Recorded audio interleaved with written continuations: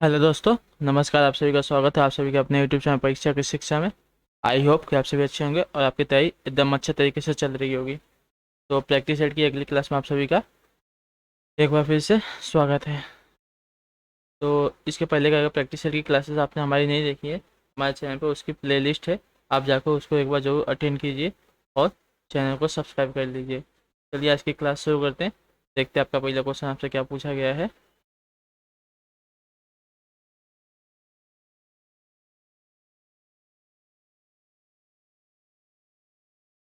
मौर्य अर्थव्यवस्था मुख्य रूप से किस पर निर्भर थी? मौर्य अर्थव्यवस्था मुख्य रूप से किस पर निर्भर थी? तो आपका ऑप्शन हो जाएगा ए, कृषि अर्थव्यवस्था पर। ठीक है, आपका ऑप्शन हो जो ए दिया आपका सही उत्तर है। मौर्यकालीन अर्थव्यवस्था राज्य की अर्थव्यवस्था कृषि, पशुपालन और वाणिज्यिक व्यापार पर आधारित थी। इनको सम्मिलित रूप से वार्ता, ठीक है, सम्मिलित रूप से वार्ता कहा गया है। वार्ता का मतलब होता है अ, वृत्ति का साधन। ठीक है, वृत्ति का साधन, याद रखिएगा।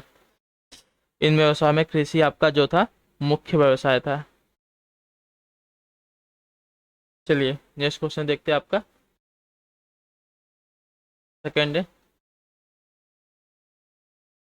निम्नलिखित में से किसने 1857 के विद्रोह को दबाने के लिए अंग्रेजों को सहायता प्रदान नहीं की थी? किसने 1857 के विद्रोह को दबाने के लिए अंग्रेजों को सहायता प्रदान नहीं की थी? तो आपका ऑप्शन नंबर बी सही हो जाएगा, अवध की बेगम हजरत महल ने। ठीक है, चलिए आपका नेक्स्ट क्वेश्चन देखते हैं।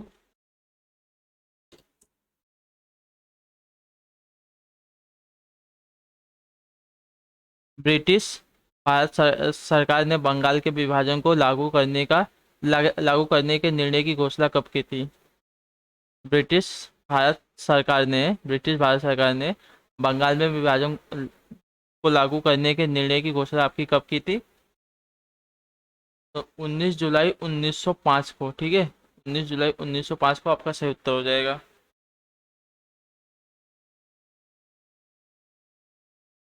बंगाल विभाजन की घोषणा आपकी 19 जुलाई 1905 को भारत में तत्कालीन वायसराय कर्जन द्वारा, ठीक है, किसके द्वारा? वायसराय जो थे कर्जन, उनके द्वारा की गई थी। यह विभाजन आपका हुआ कब था? तो 16 अक्टूबर को। ठीक है, देखिए 16 अक्टूबर 1905 को प्रभावी हो गया था। इतिहास में इस घटना को बंगभंग क्या कहा गया था? तो बंगभंग कहा गया था, बंगभंग। ठीक है, बंगभंग नाम से जाना जाता है। इस विभाजन का लगातार विरोध हुआ, अतः 1911 में विभाजन रद्द करने की घोषणा की गई थी। कब? तो 1911 में आपका विभाजन रद्द करने की, ठीक है, रद्द करने की घोषणा की गई थी। इस विभाजन को रद्द करने का उद्देश्य बंगाल की हिंदू मुस्लिम एकता को समाप्त करना था। ठीक है, चलिए नेक्स्ट क्वेश्चन देखते हैं आपका। चौथा नंबर है, सारनाथ वह पवित्र स्थान है जहां भगवान बुद्ध ने अपना पहला उपदेश दिया। यह निम्नलिखित में से किस शहर के बहुत नजदीक स्थित है? सारनाथ वह पवित्र स्थान है जहां भगवान बुद्ध ने अपना पहला उपदेश दिया था। निम्नलिखित में से किस शहर के बहुत नजदीक स्थित है आपका सारनाथ? तो वाराणसी के पास है। ठीक है, जो ऑप्शन आपका यहाँ पर डी दिया गया आपका सही हो जाएगा। वाराणसी से 10 किलोमीटर पूर्व में स्थित आपका प्रसिद्ध बौद्ध तीर्थ स्थल है सारनाथ। ज्ञान प्राप्ति के पश्चात भगवान बुद्ध ने अपना पहला उपदेश यही दिया था, जिसे क्या कहा गया था आपका? तो इसे आपका कहा गया था धर्म चक्र परिवर्तन। ठीक है, प्रवर्तन, धर्म चक्र प्रवर्तन। ठीक है, याद रखिएगा। चलिए नेक्स्ट क्वेश्चन देखते हैं। पांचवा है, वह कौन से कवि और संत हैं जिन्होंने रामायण का दूसरा संस्करण रामचरितमानस लिखा है। तो आपका एक कल क्वेश्चन कराया गया था, तो तुलसीदास, ठीक है। जो ऑप्शन आपका बस सी देगा, आपका सही उत्तर हो जाएगा। श्री रामचरितमानस अवधी भाषा में गोस्वामी तुलसीदास दास द्वारा कब लिखी गई थी? 16वीं 16वीं सदी में लिखी गई थी, ठीक है। इसे क्या कहा जाता है? इसे देखिए, तुलसी रामायण भी कहा जाता है, या तो तुलसीकृत रामायण भी कहा जाता है, इसको याद रखिएगा। चलिए नेक्स्ट क्वेश्चन है आपका। भारतीय राष्ट्रीय आंदोलन के पहले या प्रारंभिक चरण को आ, क्या कहा जाता है? बताइए। भारतीय राष्ट्रीय आंदोलन के पहले या प्रारंभिक चरण को और कौन सा चरण भी कहा जाता है, जो 1885 से 1905 तक हुई थी? तो इसे उदारवादी, ठीक है, उदारवादी चरण भी कहा जाता है, याद रखिएगा।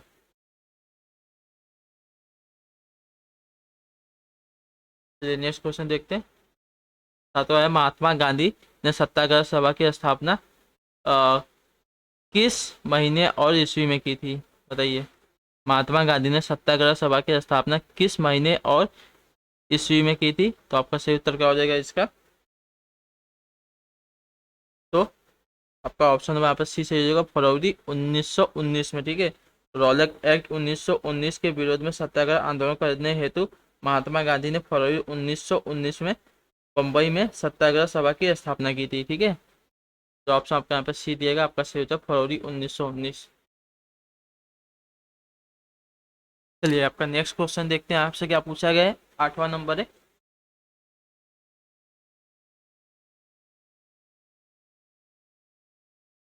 1917 का सत्याग्रह महात्मा गांधी का पहला सत्याग्रह था और भारतीय स्वतंत्रता आंदोलन में एक बड़ा विद्रोह था। तो 1917 का कौन सा सत्याग्रह महात्मा गांधी का पहला सत्याग्रह था और भारतीय स्वतंत्रता आंदोलन में एक बड़ा विद्रोह था? तो जो ऑप्शन आपका यहाँ पे डी दिया गया, आपका सही उत्तर है चंपारण सत्याग्रह, ठीक है। चंपारण सत्याग्रह 1917 में महात्मा गांधी जी के नेतृत्व में प्रथम सत्याग्रह व सिविल डिसऑबिडियंस आंदोलन था। कौन सा? याद रखिएगा, सिविल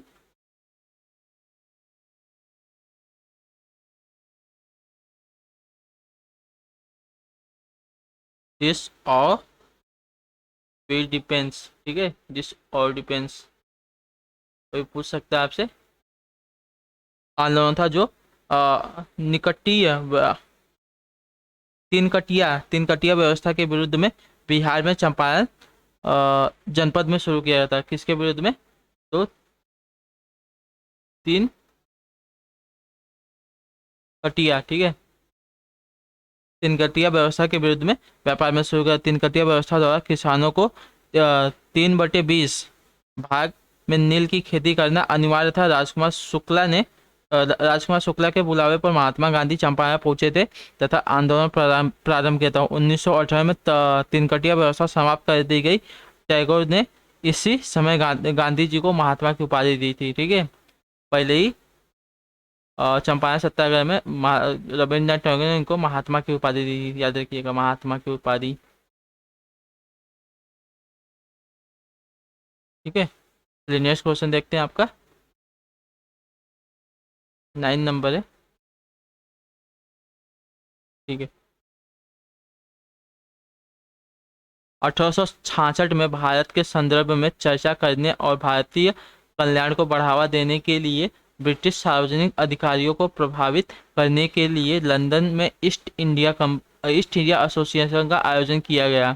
किसके द्वारा? आपका ऑप्शन हो जाएगा ए सही, दादा भाई नौरोजी द्वारा, ठीक है। ईस्ट इंडिया एसोसिएशन की स्थापना हुई कब थी आपकी? 1866 में, ठीक है। तो लंदन में दादा भाई नौरोजी ने इसकी स्थापना की थी। इसके प्रथम अध्यक्ष कौन थे? तो प्रथम अध्यक्ष की बात करते तो देखिए,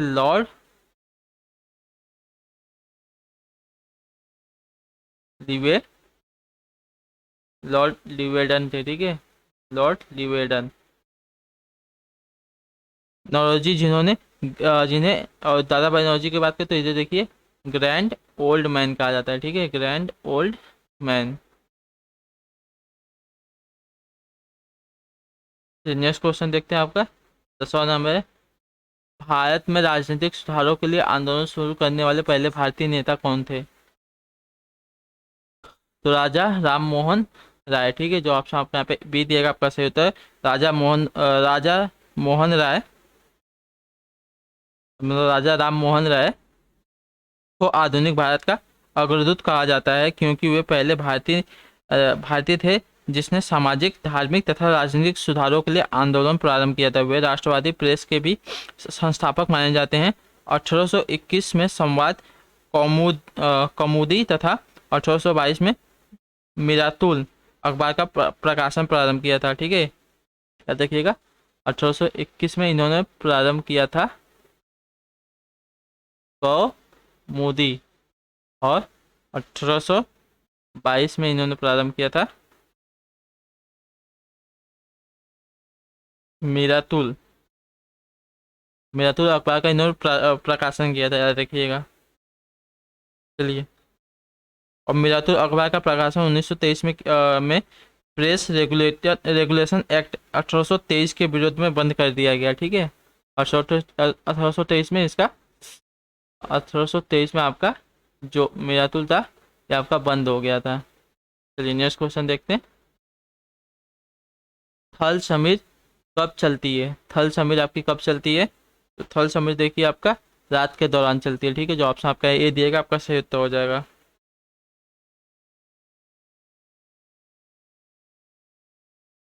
थल समीर तटीय क्षेत्रों में होने वाली एक हवा है। रात्रि में समुद्र का जल स्थल की अपेक्षा धीमी गति से ठंडा होता है, इसलिए स्थल की ओर से ठंडी वायु समुद्र की ओर बहती है, यह थल समीर कहलाती है, ठीक है। चलिए नेक्स्ट क्वेश्चन देखते हैं आपका। 12 नंबर है, मानस राष्ट्रीय उद्यान किस राज्य में स्थित है? मानस राष्ट्रीय उद्यान आपका किस राज्य में स्थित है? असम राज्य में, ठीक है। जो ऑप्शन आपके यहाँ पे सी दिएगा आपका सही उत्तर हो जाएगा। और कहाँ पे स्थित है? तो बारपोटा जिले में, ठीक है। बारपोटा जिले में स्थित है आपका।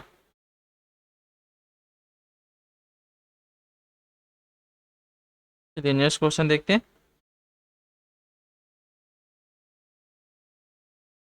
13 नंबर है, निम्नलिखित में से कौन सा युग्म सही है? बताना है आपको कौन सा युग्म आपका सही हो जाएगा। एक मिनट।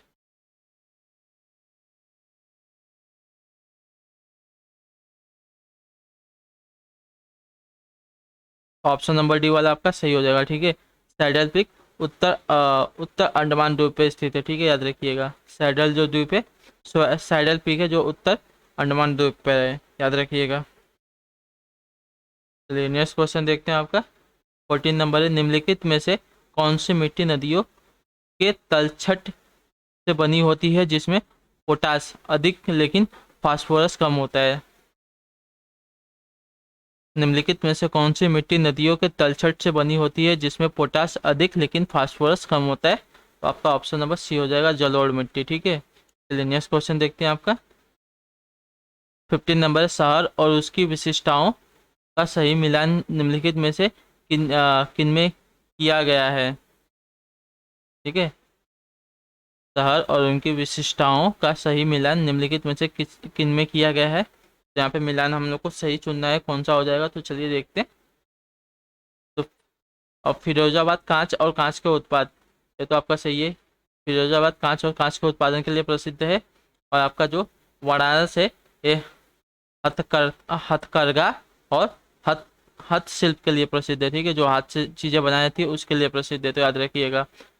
फिरोजाबाद कांच और कांच के उत्पादन के लिए, और वाराणसी मतलब बनारस आपका हथकरघा और हस्तशिल्प के लिए प्रसिद्ध है। तो जो आपका यहाँ पे देख लीजिए ऑप्शन नंबर जो आपका सी दिया गया आपका सही उत्तर हो जाएगा, ठीक है। 2 और 4 देख लीजिए एक बार और। चलिए नेक्स्ट क्वेश्चन देखते हैं आपका। 16 नंबर है, भारतीय अर्थव्यवस्था का मेरुदंड कौन सा क्षेत्र है? भारतीय अर्थव्यवस्था का मेरुदंड कौन सा क्षेत्र है? तो कृषि क्षेत्र, ठीक है। जो ऑप्शन आपका यहाँ पर डी दिए गए आपका राइट आंसर हो जाएगा। चलिए नेक्स्ट क्वेश्चन देखते हैं आपका। और इसकी बात कर ले कृषि, तो जो हमारा देश है कृषि से देश की 60% जो क्या बोलते हैं उसको जनसंख्या है कृषि पर आधारित है, ठीक है। याद रखिएगा 60% जनसंख्या कृषि पर आधारित है। चलिए नेक्स्ट क्वेश्चन देखते हैं। 17 नंबर है, इकोनॉमिक सर्वे किसके द्वारा प्रकाशित होता है? इकोनॉमिक सर्वे आपका किसके द्वारा प्रकाशित होता है? तो मिनिस्ट्री ऑफ फाइनेंस के द्वारा, ठीक है, मिनिस्ट्री ऑफ फाइनेंस के द्वारा। चलिए नेक्स्ट क्वेश्चन आपका 18 number, reserve bank of India की स्थापना किस वर्ष हुई थी? रिजर्व बैंक ऑफ इंडिया की स्थापना किस वर्ष हुई है? आपका सही उत्तर हो जाएगा 1935, ठीक है। आरबीआई अधिनियम 1934 के द्वारा 1 अप्रैल 1935 को, ठीक है। चलिए, और जनवरी 1949 को आरबीआई का राष्ट्रीयकरण किया गया। आरबीआई का लोगो ईस्ट इंडिया कंपनी की डबल मोहर से प्रेरित है, जिस पर बाघ और ताड़ का वृक्ष अंकित है, ठीक है, याद रखिएगा। चलिए नेक्स्ट क्वेश्चन है आपका 19 नंबर है, प्रदत्त समयावधि में वस्तुओं के निर्यात के मूल्य और आयात के मूल्य के मध्य के अंतर को क्या कहा जाता है? प्रदत्त समयावधि में वस्तुओं के निर्यात के मूल्य और आयात के मूल्य के मध्य के अंतर को क्या कहा जाता है? तो व्यापार संतुलन, ठीक है। जो ऑप्शन आपको यहाँ पे डी दिएगा, आपका सही उत्तर हो जाएगा। चलिए आपका अगला क्वेश्चन है 20 नंबर, न्यूनतम समर्थन मूल्य मतलब मिनिमम सपोर्ट प्राइस किसके द्वारा अनुशंसित होता है? बताइए, न्यूनतम समर्थन मूल्य किसके द्वारा अनुशंसित होता है? आपका सही उत्तर हो जाएगा कृषि लागत और मूल्य आयोग के द्वारा, ठीक है। जो ऑप्शन आपका सी देगा, आपका सही उत्तर हो जाएगा। चलिए आपका अगला क्वेश्चन देखते, 21 नंबर है, उस राष्ट्रपति का नाम बताएं जो संसद में एक बिल पास करने के लिए राष्ट्रपति की शक्ति का उपयोग करने वाले पहले व्यक्ति थे। तो उस राष्ट्रपति का क्या नाम होगा जो संसद में एक बिल पास करने के लिए राष्ट्रपति की शक्ति का उपयोग करने वाले पहले व्यक्ति थे? तो आपका सही उत्तर हो जाएगा ऑप्शन नंबर बी, ज्ञानी जैल सिंह।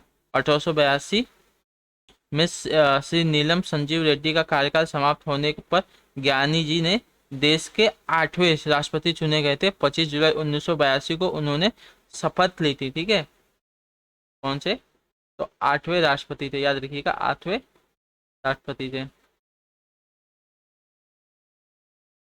कब ली थी? 25 जुलाई 1982 को राष्ट्रपति के रूप में इन्होंने शपथ ली थी, ठीक है। चलिए नेक्स्ट क्वेश्चन देखते हैं।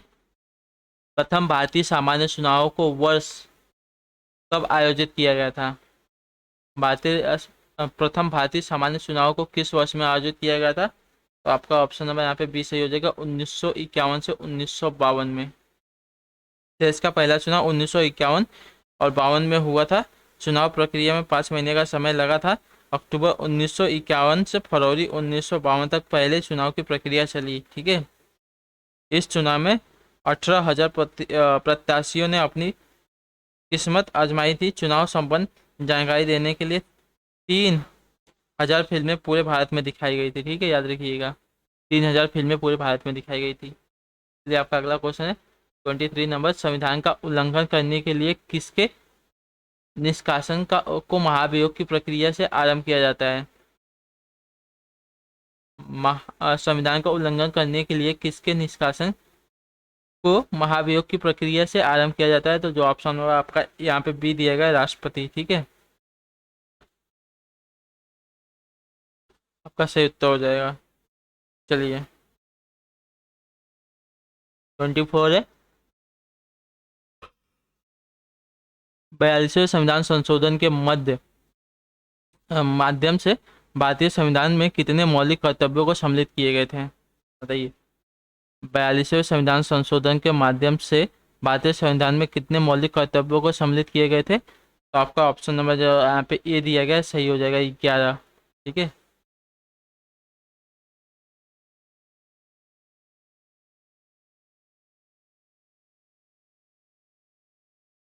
चलिए 25 नंबर है, किस याचिका के अंतर्गत न्यायालय, अवर न्यायालय या किसी अन्य प्राधिकारी के समक्ष लंबित किसी मामले को उच्चतर प्राधिकारी या न्यायालय में स्थानांतरित करने का आदेश देता है।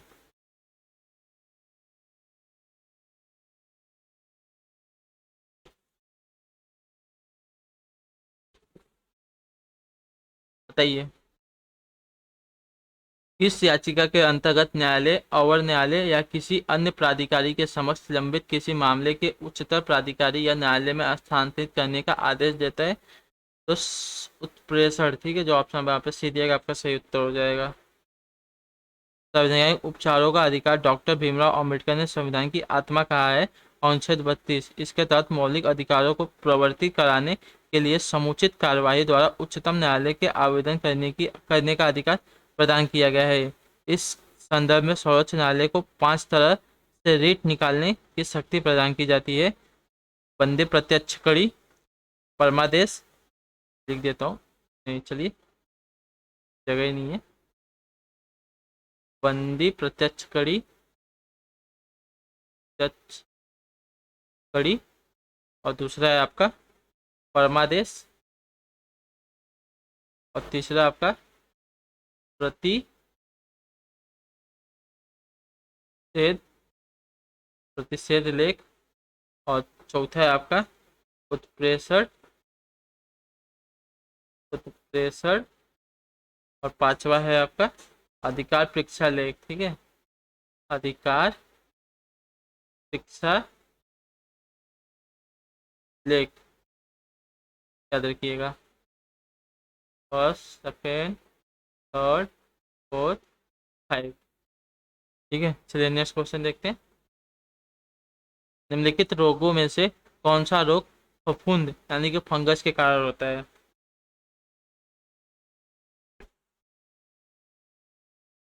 तो आपका सही उत्तर हो जाएगा दाद। ठीक है, दाद नामक रोग कवक या फफूंद की वजह से होता है, याद रखिएगा। चलिए नेक्स्ट क्वेश्चन देखते हैं।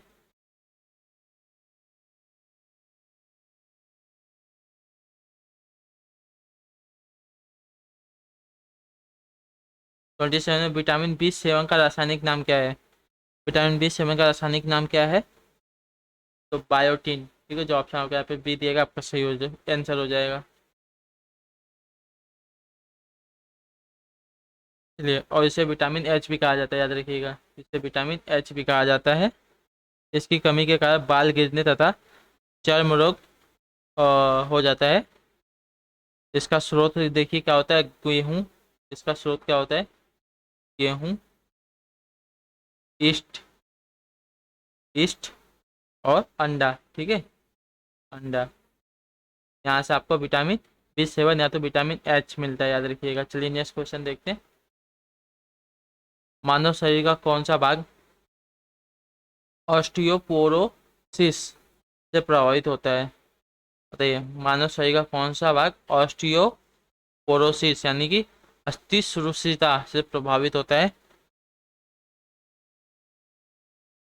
देख लीजिए यहाँ पे, हड्डियों से। ठीक है, जो ऑप्शन आपको सी दिएगा आपका सही उत्तर हो जाएगा।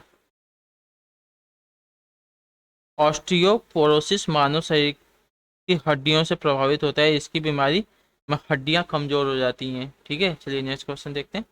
29 नंबर है।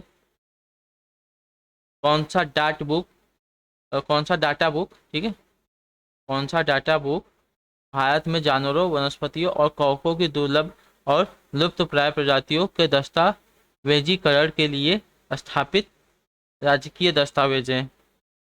ठीक है, तो देख लीजिए, आपका जो ऑप्शन नंबर डी दिएगा आपका, सॉरी सी दिएगा, सही हो जाएगा। रेड डेटा बुक आपका सही उत्तर। रेड डेटा बुक भारत में जानवरों, वनस्पतियों एवं कवकों की दुर्लभ एवं लुप्त प्रजातियों का दस्तावेजीकरण होता है। चलिए आखिरी क्वेश्चन है, इसको देख लेते हैं। निम्न में से कोशिकाओं का कौन सा भाग पशु कोशिकाओं में नहीं होता है? सही, निम्न में से कोशिकाओं का कौन सा भाग पशु कोशिकाओं में नहीं होता है? तो इसका सही उत्तर क्या हो जाएगा? कोशिका भित्ति। ठीक है, कोशिका पशु कोशिकाओं में कोशिका भित्ति एवं लवक जैसी कोशिकांग नहीं पाए जाते हैं। ठीक है, कोशिका भित्ति एवं लवंग, यहाँ पे लिख देता हूँ आपको, लवक।